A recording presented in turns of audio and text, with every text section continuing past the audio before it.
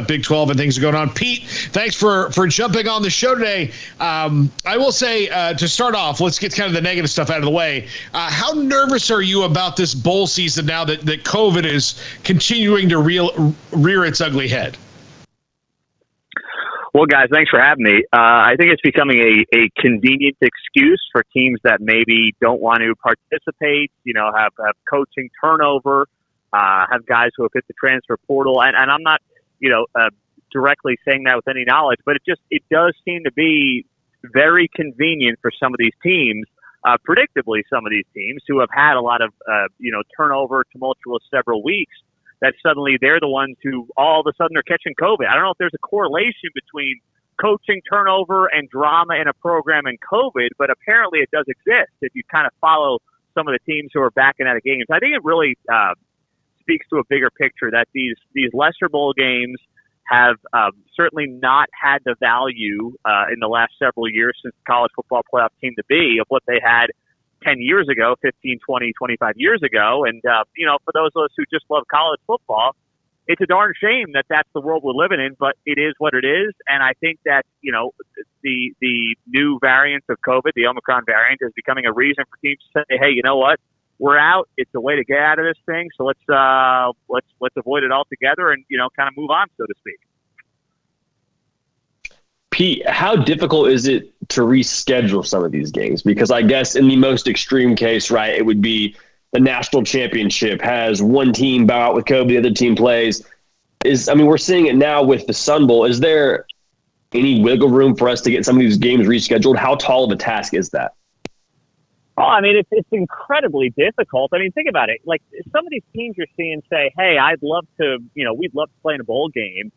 It's great. I appreciate some of them. We saw, who was it? Stephen F. Austin's coach come out this week and say, yeah, we'll play in the Sun Bowl. We'd love to do that. And I respect that. But at the same time, is that putting those guys in a difficult spot? Like the guys who haven't really played a game in 3 weeks, haven't practiced in 3 weeks, they're home for the holidays. Are you literally putting your guys theoretically in some type of danger, taking them off their couches, putting them in a game scenario against a team that's been practicing for 3 weeks? What does that look like? I think it's much easier said than done to say, well, we take this team, we pop them in there. Look at the Sun Bowl, kind of what you referenced right there is happening. It's a total mess. It's a mess for TV. It's a mess for the fan base. It's difficult for the teams. It's not easy. I don't like that this is becoming acceptable in many ways. And, I hate the fact that it doesn't seem like we're really questioning any of it either. We're just kind of rolling with it. We're told to roll with it. And you're not supposed to really say anything about it outside of, well, who can fill the gap? Well, how about the fact is, do we need to be filling this gap? Is it a necessary requirement to fill this gap? Should there theoretically be some type of, I don't want to say a punishment, but, if you get accepted and you agree to play in one of these bowl games and you're backing out a few days before, you put a lot of people in a tough spot. Those who booked hotels that may not be refundable, your own fan base, air flights, whatever it might be. You hose a lot of people, and I just don't think it's right or fair. Yeah, Pete, we talked earlier in the show, and we'll get to the Big 12 in a second, about maybe the bowls, now that there's NIL, need to start cutting the players in so some of these opt-outs don't happen. Right? Give us some of the money. Yeah, absolutely. I think that when you talk about that issue in particular and the opt-outs, I don't know what you do about that. I'm never going to be the kind of guy who says, hey, if you're a first-round pick in the NFL draft from Oregon, let's say, the Thibodeau kid from Oregon, he's a top 5 pick in the NFL draft. Am I ever going to say to him or believe that kid should play in the Alamo Bowl instead of getting ready for the NFL draft? If he blows out his knee, think about, I'm forgetting his name, Jalen Smith, I think, from Notre Dame a few years ago. You blow out your knee, you go from a top 5 pick to a second or third rounder. I don't think that's a fair spot to put a young guy in, but I certainly look at, guys are still playing in the college football playoff, thank goodness. But I just wonder if it's a matter of time before some of these, agents and people involved say, even if it is a college football playoff, this is not worth your time. The risk reward is not worth it. Back out, don't play. I don't think we're there yet. I'm hopeful that we'll continue to be in a place where the kids just love playing the game and love playing with their teammates in one final run. And that's what I get excited about this time of year, as I know many fans do.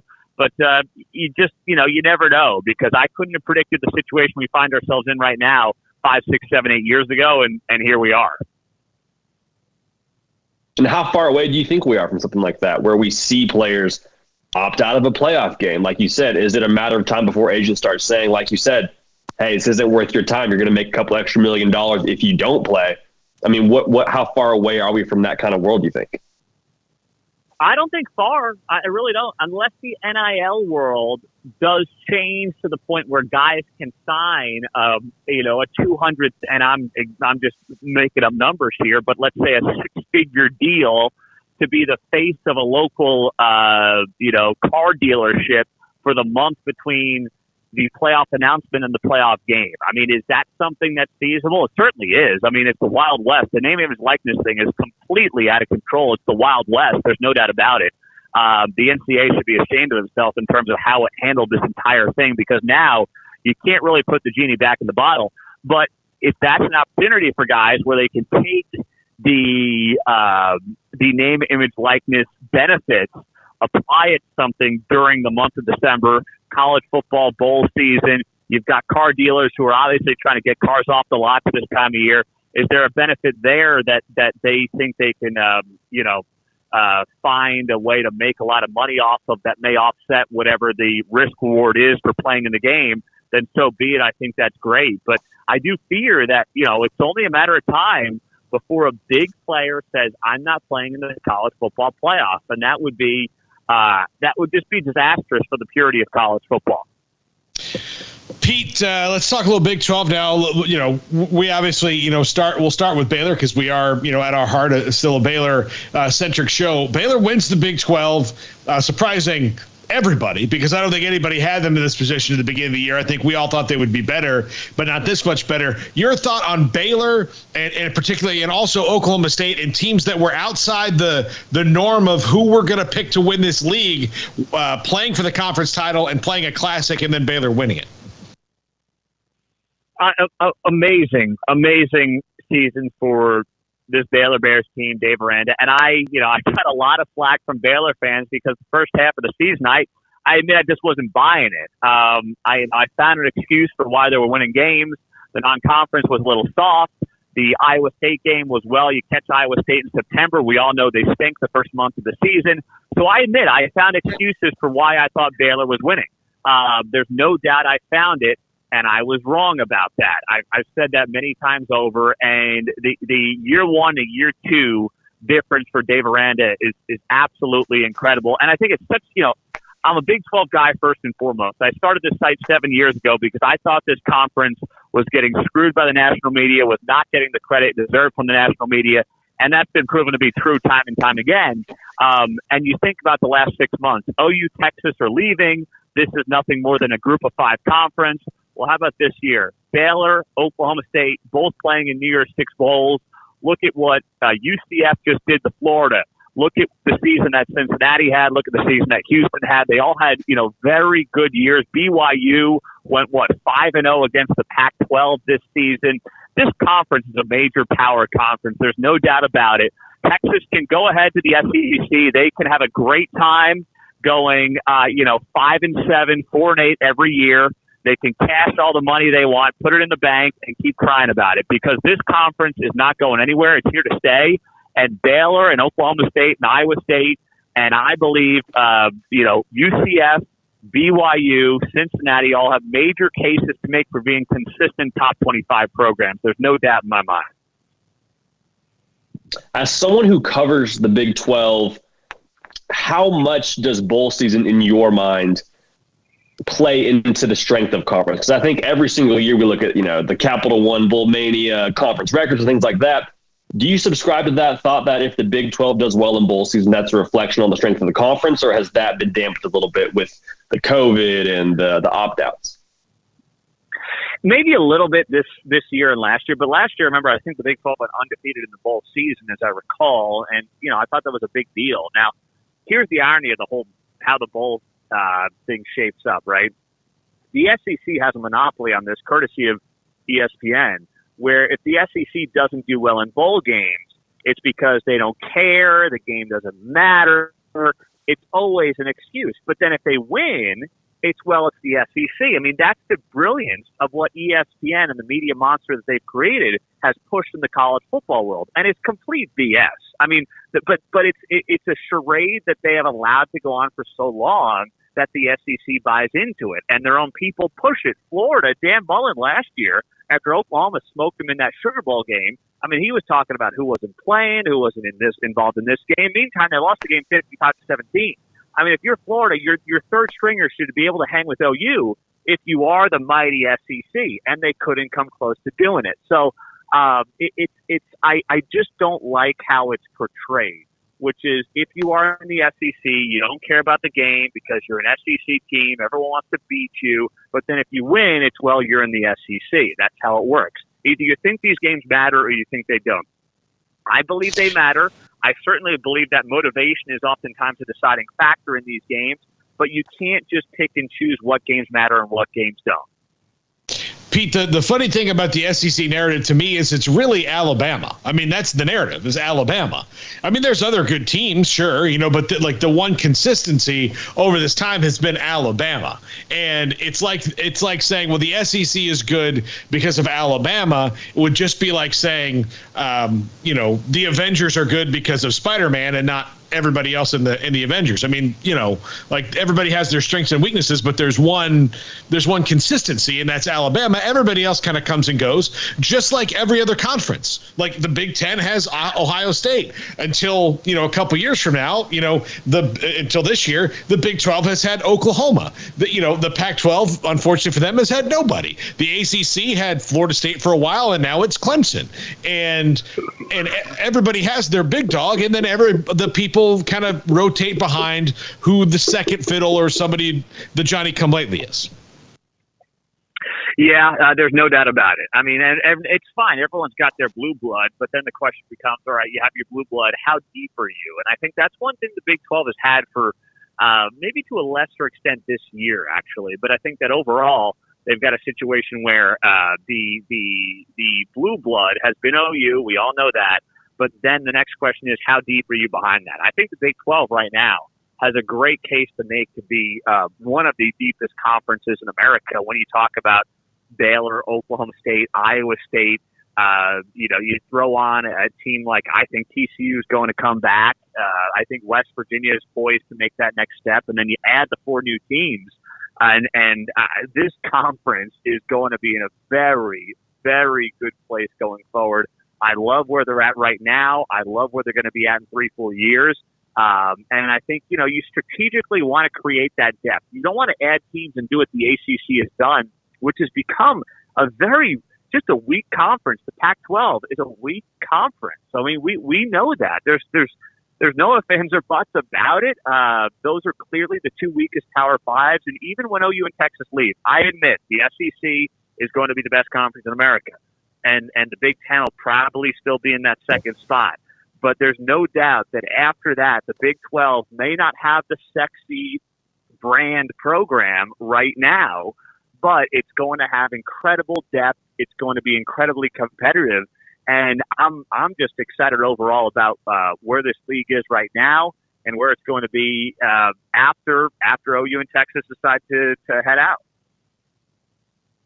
Absolutely. And speaking more to bowl season, 2 obviously enormous New Year's 6 games with Oklahoma State and Notre Dame, and then you have Baylor and Ole Miss. How big of statement games are those in your mind for the conference? Because like you mentioned, a little bit of it is, okay, these teams want to be there, and Notre Dame lost their head coach, but got what seems like to be their guy now being the players coach, Marcus Freeman. Let's say, for example, the Big 12 goes 2-0 in those games. How crucial, how big is that for the conference in terms of sending a message to the rest of the country? Well, I think, and you were talking to cut out there, sorry, the New Year's 6 bowls, right? The 2 New Year's 6 bowls? Yes, sir. Yeah. Mm-hmm. Yeah. So, all right. So, obviously, if you look at Ole Miss, Baylor, beating an SEC team in the New Year's 6 bowl is always a big deal. And then for Oklahoma State, I think about them and playing Notre Dame in the Fiesta Bowl. I mean, these are 2 opportunities for the Big 12 to get New Year's 6 wins against an SEC team, which has been, for the most part, top 10, top 15 team all year.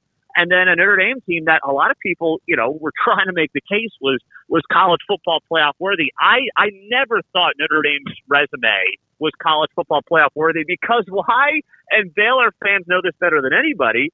There was no conference championship game. I mean, think back to 7 years ago now when the committee told us college football or conference championships mattered, right? That's the big talking point that we were told 7 years ago. And now there were legitimately serious analysts on national media networks who were saying, well, do you put Notre Dame in over whoever it might be if things break the right way? And I was like, how could you possibly do that when they really didn't have, first off, a bunch of great wins to begin with? They had lost to Cincinnati, and they didn't play in a conference championship game. So I've always been against this idea that Notre Dame was worthy of anything this year. But still, because of that hype around them, if the Cowboys get a great win in the Fiesta Bowl, if Baylor can go down there to New Orleans and get a really good win over Ole Miss in the Sugar Bowl, and by the way, lock up an Ole Miss offense that was one of the best in the country, that'll go a long way. I think one of the biggest misconceptions that some still have for the Big 12 is that it doesn't play defense. This is really a defensive conference, I believe, right now, when you look at kind of where things are at. It's running backs and it's defense. I mean, you look at whether it's Baylor and Abram Smith and that defense, if it's Iowa State and Breece Hall and that defense, if it's Oklahoma State and Jalen Warren and that defense, you can go down the list. The defenses are pretty darn good right now, and I'm excited to see on the biggest stages how these defenses are going to perform against other opponents from other conferences. Yeah, Pete, that's one of the things I like occasionally you hear in a press conference and you're like, well, they don't play any defense in the Big 12. And you're like, well, that guy hasn't tuned into a game that takes place in the Central Time Zone in 3 or 4 years. Because now, I mean, what offense terrifies you in the Big 12? Yeah, no, I mean, seriously, I can't. It's not. No, I don't. I can't find one, especially now that Lincoln Riley's left. But even when he was here this year, it was a pretty mediocre offensive team. I mean, everyone knows what Baylor did to them this year. So there really isn't. I mean, what's I talk about this on my show too. Like the running backs this year, I had a more difficult time figuring out who the top 3 running backs were over the top 3 quarterbacks. The quarterback play was fairly mediocre in the Big 12, whereas the running backs were absolute studs. I mean, voting for all Big 12 running back was incredibly difficult. You could only pick 2 guys. It was one of the most difficult votes I've ever had to make this year in terms of picking 2 running backs in this league for the all-first team, all-Big 12 team. And, then you look at the defense, and the quarterbacks are like, I mean, they were okay. I mean, Spencer Sanders was the first-team all-Big 12 quarterback, and no offense to Spencer Sanders, but, a Big 12 championship game was embarrassing. But it goes to show you how this league has changed, and this stuff always ebbs and flows. But it's not, your father's Big 12, whatever you want to say for the old cliche. It's changed. And the fact that there are still people who are considered, credible national outlets saying, the Big 12 doesn't play defense, you're right. They have not watched the game in this league in a couple of years because this has been trending this way, and 2021 was kind of the apex of it. No, 1,000%. And I think the interesting part of that is going back to the whole New Year's Six bowl conversation. Let's say that, things go the worst case scenario for the Big 12 and they lose both bowl games. I still don't really think that's accurate commentary on where the league's headed. And the person who called it before the league even began this year was Dave Aranda, saying it's starting to more and more and more resemble the Big 10. You're seeing more 12 personnel. You're seeing more running backs that want to get downhill and quarterbacks that are going to be game managers. So I think regardless of this bowl season, it's going to be really interesting to see, okay, where is this league trending and what does that mean for them in terms of what these future teams add? So I guess the question there is, for the future 4, which teams do you think are going to have trouble adapting to the style of play that's going to be in the Big 12 by the time they get there? Well, I think the assuming that we get a situation where Luke Fickell is still at Cincinnati, I think that they are in a very good place to compete in this league. I think that UCF is in a great place to compete in this league. They just added Gus Malzahn, just added a 4-star edge rusher yesterday for his latest recruiting class. I think that he's going to do a very good job. The state of Florida is up for grabs. Miami's in a bad place. Florida State's in a bad place. Florida's in a bad place. So why not UCF? Gus Malzahn's an established name. The Big 12's right around the corner. BYU continues to surprise me in some ways. I think they'll do well. I don't think they're going to be a top of the team in the league. Houston concerns me because Dana Holgorsen is still kind of doing that Dana Holgorsen gimmicky stuff that had him some good seasons at West Virginia, but he certainly was never competing at the top of the league. So I think of all those teams, interestingly enough, Dana Holgorsen may have the toughest time, even though if there's anyone who's built for success in terms of location, being in close proximity to recruiting, obviously, in that Houston area down there, he should have the easiest pick of the litter in terms of getting recruits to now play for his team that's going to be in the Big 12. But I'm just not a Dana Holgorsen guy. I think he's always been fairly overrated. I know he's got a very good relationship down there with Pullman Fertitta, but I think he's going to be exposed again once he's back in the Big 12 because he bailed on West Virginia. He didn't think he could compete for a conference title there. And, for whatever reason, he thinks he can at Houston. But that remains to be seen, and I will have to see it to believe it. All right, Pete, before we let you go, how do you see the Sugar Bowl shaking out for Baylor against Ole Miss? This is a high-flying offense against a very good defense. And if you look at Ole Miss's schedule, I think the only game that's really kind of comparable to it might be Texas A&M, a game that they won. But even still, that's not even really fair given, the differences between A&M and Baylor. Yeah, well, I certainly think it's one of the better matchups of the bowl season for what you mentioned. I think that Ole Miss offense against the Baylor defense is like just that matchup in particular is one of the best matchups of the bowl season. So I'm excited about that. And then on top of that, one thing that also benefits Baylor is that Jeff Levy, of course, the offensive coordinator, has his eyes set on being the next OC at Oklahoma. So. You add those two things in, and I'm saying to myself, okay, and this is what I always think about with bowl games. Who's more motivated? Now, Ole Miss is not a staple in New Year's Six bowl games, right? We know that. But if I'm thinking about which one of these teams, based on the seasons that they had, is most excited to be there, wants to be there, is energized to be there, and also has a coaching staff that is fired up to be there, to me, that's Baylor. So I give Baylor a slight edge in this game. I do believe it can be one of the best bowl games of the bowl season here coming up in a few days on Saturday. So I'm going to give Baylor something like a 24-23 kind of win. I think that defense will make a couple of plays in a big way, and I'm intrigued to see what happens with Bohannon too, because something that I know we don't want to necessarily dive into right now, but I think that Baylor quarterback job should be very much up for grabs. I know that it came down to today that Blake Shapen's not going to play in this game, as I understand it, so it's going to be Bohannon. And this is a chance, if you're Gary Bohannon, to make a statement that you deserve to be the unquestioned starter going into 2022. But frankly, I'm not convinced that should be the case. So I think there's a lot at stake here from that perspective, whether it's just the fan perspective or, the coaching staff's perspective as well remains to be seen. But I think that's a very, very telling storyline here for a lasting impression from Gary Bohannon going into this offseason, knowing what Blake Shapen did down the home stretch of the season.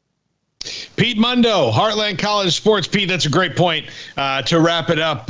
Enjoy the new year. Enjoy the bowl games. Enjoy it all, Pete. And again, check him out, Heartland College Sports. We love working with Pete. Pete's got great stuff all the time on his podcast as well. Thanks a lot for joining us, Pete. We'll talk to you soon. You bet, guys. Love what you guys do as well. Keep crushing it. Covering that Baylor program. Appreciate it. Pete Mundo, Heartland College Sports. And JD, that was a big thing we didn't get to after the David Aranda press conference was Blake Shapen not going to play. He hurt his shoulder in the Big 12 championship game. We all kind of know when that happened. He came back in and played, but from that point on, they weren't asking him to do a whole lot. And so he's recovering from that shoulder injury. Hopefully he won't be out for spring ball. I don't know what the injury is, but the more important thing is he's not going to play.